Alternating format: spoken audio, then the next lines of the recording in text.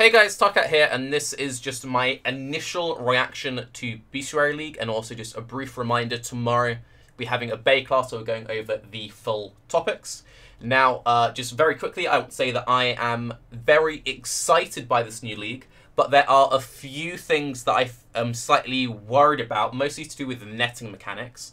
But I quickly want to go through my pros and my cons, quickly show you something, and then talk about this net mechanic, because that's, I think, the one thing which might potentially ruin the league or be a big, gripe. Okay, so, pro. Looks awesome. It looks really cool, it's interesting, it is something very fresh, it's not just Breach 2.0. It's very solo player friendly, and it's very SSF friendly. This seems perfect for just the average player or people doing the SSF experience. It's also a crafting league. So if you don't know, you capture rare beasts, you then sacrifice the rare beasts to craft special items with special mods. Seems very cool. It's also anti-clear speed. It's not about just playing as quickly as possible, it's around going out, seeking out the league mechanic, and being rewarded for seeking out the content. This is both a good and a bad thing, which is why you see it in both the pros and the cons list, but I like it. It also opens up a new trade market and potentially also a new endgame grind. So basically, because you have this whole new meta game around capturing specific beasts to sacrifice at the altar to then craft specific items, it opens up like a new way for players to make currency. Anyone who remembers me back in Perendus League, I found out that farming Solaris 1 was like the best way of making coins, so I just did that and sold my coins.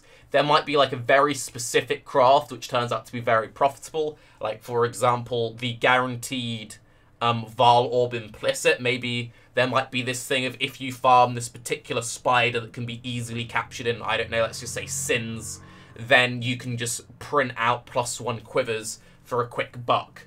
That, I think, is pretty interesting. Another pro, so the way that the league... Thank you. New league POGGERS. Thanks. The way that you capture the monsters is you find the mob, you throw a net, you then kill the mob, and then it captures it. Or you wait for the mob to be about 35%, throw the net, and you maybe capture it, you maybe don't. The fact you can net monsters at full health is a good thing.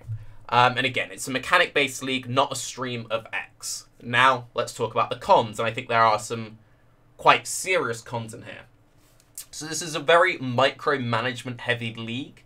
For players who don't like micromanagement, then this really won't be for you, because you need to be mapping normally, know what beasts you need, know all of the beasts for which crafts, to know which ones are worth pausing to capture. You then need to do this like little net thing, capture it, go back, stop mapping, go to your menagerie, sacrifice the beasts, kill the beasts, get the craft. It's a lot of additional micro stuff. For a lot of people, that'd be very good. For a lot of other people, that'd be a massive turn-off. That will just depend on the player themselves. It's also anti-clear speed. Some people like to only go fast and not think. Other people don't. That's why it's both a pro and a con. This is a big issue for me, so it makes builds with limited control awkward. So summoners, totems, off-screens, prolif, etc. One of the big things that people seem to be forgetting is that you aren't just capturing super rare monsters. You're capturing legendary beasts, but you're also capturing just normal monsters for your crafts. So this clip is a perfect example. You can see that this is just a dude just leveling, and I believe this is like the Act 8. You can see this is just like a blue carrion beast, and he's thrown his little net, right? So you need to capture just random blue mobs. Like, you'll need to just capture a specific type of devourer, right? So a lot of builds with limited control or too much damage could be in the case where they're accidentally just one-shotting all the monsters off-screen before they get a chance to even throw a net at it, which could be very frustrating. It could also mean, you know, if, for example, farming a low-tier map or a very easy kind of content is very profitable that league, and your player power is so much higher than the monsters, you might end up in an issue there. That is maybe a very big no-no. So again, Summoners, Totems, off-screen builds, Tornado Shot, Prolift style builds. You might also be in a situation where you just don't want to play, for example, a Solar Guard Summoner or Frostbolt Totems. You might just have a whole bunch of builds that you normally really enjoy playing that you don't want to play, because if you do, you're going to struggle with the League mechanic. So that's a little maybe good, maybe bad. The fact you have to really think about your builds rather than just the builds you enjoy. We don't really know how group play will work, and also for support style players, I think this league might also be a little bit awkward. Once you've captured the beast, you've then taken it to your menagerie. There is a blood altar, and the blood altar is where you sacrifice the beasts to then craft your specific items. That, as far as we are aware, is a completely solo experience that you cannot sell. So if you are someone who normally only plays aura bots or curse supports, etc., you won't be able to kill the beasts in the arena. So on the one hand, it's great in the fact that you can't just sell the progress. A lot of people don't like the fact you can just always sell the progress. On the other hand, support players will get slightly screwed over, but you could always just buy the specific crafted items off other people. But yeah, some people just may not be able to engage with the league mechanic.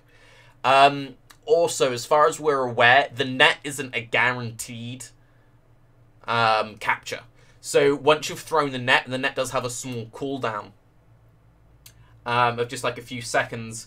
It could be kind of frustrating if it's like you're pausing what you're doing, capture the beast, you throw the net, the beast doesn't get captured, throw the net again. If the beast can keep attacking you, we don't know exactly how that works, but if, you know, if you're playing hardcore, for example, and there's a bunch of really scary monsters, and you don't want to one-shot them all before you capture them, you don't want to just be like stopping, throwing nets, wait, oh, I'm taking damage, hang on, oh, we got it, okay, wait, if you throw another net.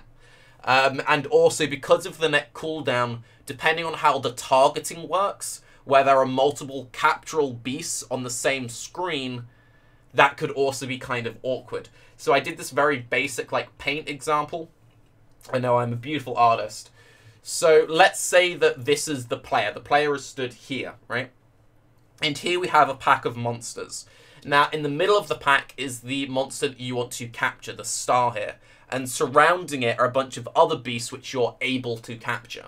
Now, I'm assuming that you're not going to be able to, like, throw a net and capture, like, 50 beasts at once, for example. Now, if you are playing Kinetic Blast, Solar Guards, Flame Blast, anything which would, if you attack, you delete the entire pack, including the mob in the middle, you might be in an issue where you can't attack, because if you attack, you'll delete everything. So you can't do that, so you can't whittle off the little mobs. And if you throw your net, you end up capturing this guy over here, and then you have to wait a few seconds, then you end up capturing, you know, these two over here. So will you be in a case where instead you're trying to kite mobs away, so you can't one-shot them, will you have to drop like a little decoy totem? This could either be a very fun and engaging minigame, or it could be kind of frustrating. And I'm expecting that, yes, the legendary beasts will have a lot of HP. They will be, like, souped up, like, map bot style things, so you won't accidentally kill them. But you need to remember that there are a lot of skills which just completely destroy packs of monsters. And there are also a lot of builds which just delete everything in the game. If you're using Escher's Shield, you could have too much damage. If, for example, you were, you know, leveling a new character and you happen to encounter a legendary beast or a rare beast that you need to capture in a low-level zone where you normally have way too much damage, surrounded by a bunch of, you know, filler mobs, that could be a case where you would accidentally destroy everything. I think that could be an issue for quite a large portion of the player base, not just the top 0.1% headhunter builds. So, yeah, that's one thing I'm slightly worried about, just the whole, like, net targeting style. And then also the fact that maybe fast mappers could be playing a standard-like experience. So one of the first things that my friend Kane said to me, well, literally the first thing that my friend Kane said to me was, New League looks like shit when it comes to pushing. Have to wait for those patch notes. If you're someone who likes to play the cute dog style, gotta go fast, I like to race, I like to do this, you might, for the first few weeks of the league, completely ignore the mechanic because you're having to stop too much to capture specific creatures. For some people, that's a great thing. Again, for other people, that might be a bit of a bad thing. That you might be in the case where certain players are just ignoring the mechanic. This has the issue of maybe running into a talisman or a prophecy-style league where the people who are going out of their way to capture the beasts are still making quite good profit and quite good money doing it, but you then also have quite a large player base just completely ignoring the mechanic as a whole. But yes, we will learn more about it going forward. This is just my initial reaction, and again on Baeclast tomorrow, we're going a lot more in depth. Overall, personally, I'm really excited for this league. I was thinking I was going to maybe play SSF, so I'm very hyped and very much leaning towards playing SSF this league. Overall, I'm very excited, I'm very positive, but there are quite a few things that I'm very much a little monk-ass about. Mostly net targeting and the health of monsters and the power level of builds. Also, the new ascendancies we've seen have been very, very powerful. I'm expecting the average player of characters to continue to go up. Abyss has been added core to the game. Aldrin Shape has been added core to the game. I see our players just getting more powerful, not less. But anyway, I'm Tarke. Have a good day. Bye-bye.